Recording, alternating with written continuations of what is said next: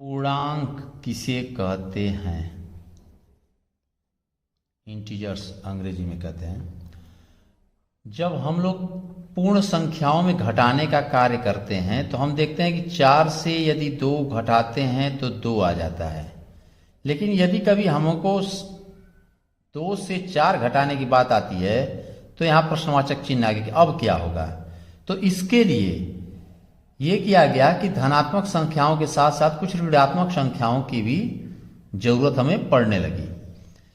अब इस चीज को दिखाने के लिए, चाहे उसे हानि के रूप में, चाहे लाभ हानि के रूप में, चाहे गहराई के रूप में, या निगेटिव दिशा के रूप में, दाहिने बाएं के रूप में दिखाने के लिए हमें उसी संख्याओं के, जो प्राकृतिक संख्याएं हमारी हैं, 1 2 3 4 5 6 ऐसे डॉट डॉट डॉट अनंत तक, इन्हीं प्राकृतिक संख्याओं के संगत ऋणात्मक अंक बनाए गए या ऋणात्मक संख्याएं बनाई गई। जैसे +1 था, ये धनात्मक थी और इन्हें माइनस से ऋण 1, ऋण 2, ऋण 3, ऋण 4, ऋण 5, ऋण 6 ऐसे करके ये हम लोगों ने अनंत तक पहुंचाया।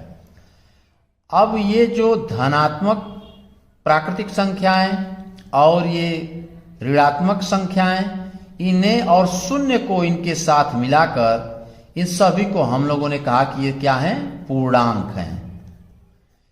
अब कहा यह गया कि ये जो पूर्णांक हैं ये 2 तरह के होते हैं, एक धनात्मक और दूसरा ऋणात्मक। धनात्मक पूर्णांक जो 1 से लेकर अनंत तक, ऋणात्मक पूर्णांक जो -1 से -2, -3, -4 या ऋण 1, ऋण 2, ऋण 3, ऋण 4, ऋण 5 करके अनंत तक।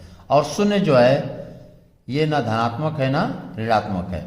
इसे हम संख्या रेखा पर भी इस प्रकार दिखा सकते हैं, जैसा कि हम कल चर्चा किए थे। शून्य के बाईं तरफ जब हम चलेंगे, दाईं तरफ जब हम चलेंगे, दाईं तरफ चलेंगे तो 1 2 3 4 5 ऐसे हमारी प्राकृतिक संख्याएं पहले आएंगी। और जब बाईं तरफ चलेंगे तो हमारी यही संख्याएं ऋणात्मक हो जाएंगी। ऋण 1, ऋण 2, ऋण 3, ऋण 4, ऋण 5 डॉट डॉट ऐसे आगे बढ़ जाएंगे। ये 1 से लेके इधर की जो संख्याएं कहलाएंगी ये धनात्मक पूर्णांक कहलाएंगी। और -1 से लेकर इधर जब बढ़ेंगे बाईं तरफ हम लोग तो ये जो है ऋणात्मक पूर्णांक कहलाएंगे। ऋणात्मक पूर्णांक। इस प्रकार पूर्णांक में शून्य को लेकर धनात्मक और ऋणात्मक दोनों संख्याएं इन्वॉल्व होती हैं। धन्यवाद।